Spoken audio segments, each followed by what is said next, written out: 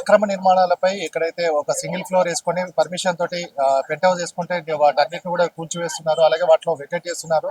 GHMC అధికారులు permission ఇచ్చిన తర్వాత ఒక దగ్గర ఒక న్యాయం, ఇంకొక దగ్గర ఇంకో న్యాయం అని చెప్తున్నారు. దీనిపైన కూడా కూకట్పల్లి ఎమ్మెల్యే మాధవరం కృష్ణారావు కంప్లైంట్ చేయడం జరిగింది. వారిని అడిగిపోతుంది. సార్ చెప్పండి, గోకుల్ ఫ్లాట్స్ అన్నారు, అలాగే అయ్యప్ప సొసైటీలో ఒక రకంగా ఉంది, మీ దగ్గరకు వచ్చేసరికి ఏం జరుగుతుంది? అసలు పర్మిషన్ తీసుకున్నప్పుడు ఎందుకు ఇట్లా 4 ఫ్లోర్లో పర్మిషన్ తీసుకున్నారు, ఇంకో ఫ్లోర్ అనఫిషియల్ వేసుకుందాం అనుకుంటాం. అయ్యప్ప సొసైటీలో ఆనుకొని ఉంటుంది, అదేమో 8-10 ఫ్లోర్ వెళ్తున్నారు. మాకు న్యాయం మాకో న్యాయం అంటే ఎట్లా? నేనేమంటున్నా 5 ఫ్లోర్లో పర్మిషన్ ఇవ్వండి, 5 ఫ్లోర్లు వేసుకుంటారు. 4-5 పర్మిషన్ అక్కడ అసలే పర్మిషన్లను ఒక న్యాయం చేసి పర్మిషన్ తీసుకొని మీద నువ్వు దాడి చేస్తున్నావు, నువ్వు వచ్చి సిల్లి చేస్తున్నావు, పైసలు అడుగుతున్నావు. మీ అధికారం పెట్టుకుని అక్కడ లోకల్ లీడర్లు పైసలు వసూలు చేస్తా ఉన్నారు. కాబట్టి అవన్నీ కంట్రోల్ చేయమన్నాం. సిసిపి గారికి చెప్తా ఉన్నాను, కమిషనర్ చెప్తా ఉన్నాను. మీరు చెయ్యము, మేము ఇట్లే నడిపిస్తాము అనుకుంటే మేము లాగెళ్తాం, కోర్టులో చూసుకుంటాం.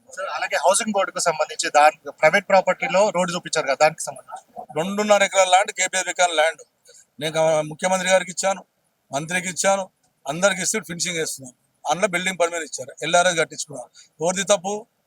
మున్సిపల్ కమిషనర్ తప్పు కదా, సిసిపి గారు కదా ఇచ్చిన కంపెనీ. మరి వాళ్ళ ఏమి యాక్షన్ తీసుకోవాలి? ఇప్పుడు సిసిపి మీద కమిషన్ మీద ఏమి యాక్షన్ తీసుకోవాలి?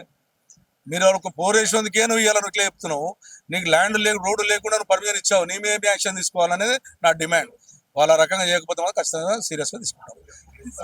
సో చూసుకున్నట్టయితే ఒక గోకుల్ ఫ్లాట్స్ కావచ్చు, అయ్యప్ప సొసైటీలో 10 ఫ్లోర్లు కావచ్చు, పర్మిషన్ లేకుండానే తీసుకున్నప్పటికీ కూడా అక్కడ ఎలాంటి స్పందన లేదు. కానీ మా దగ్గర మాత్రం విత్ పర్మిషన్ తోటి 2 ఫ్లోర్లు 3 ఫ్లోర్లు వేసుకుని ఒక పెంట్ హౌస్ వేసుకుంటే మొత్తంగా దాన్ని సీజ్ చేయడం జరుగుతుంది. ఇది ఎక్కడి న్యాయం అని చెప్తున్న నేపథ్యం కనబడుతుంది. అలాగే హౌసింగ్ బోర్డుకి సంబంధించిన ప్రాపర్టీలో ప్రైవేట్ కి సంబంధించిన ల్యాండ్ లో అక్కడ రోడ్డు చూపించేసి ఎల్ఆర్ఎస్ అని చెప్పేసి అక్కడ పర్మిషన్ ఇచ్చేయడం జరిగింది. మరి దీనిపైన కూడా టౌన్ ప్లాన్ అధికారులు ఏం చేస్తున్నారు, వారిపైన ఎలాంటి చర్యలు తీసుకోవాలని కూడా మాధవరం కృష్ణారావు గారు చెప్పడం జరుగుతుంది. ప్రభాకర్తో గణేష్ సమయం టీవీ నుంచి.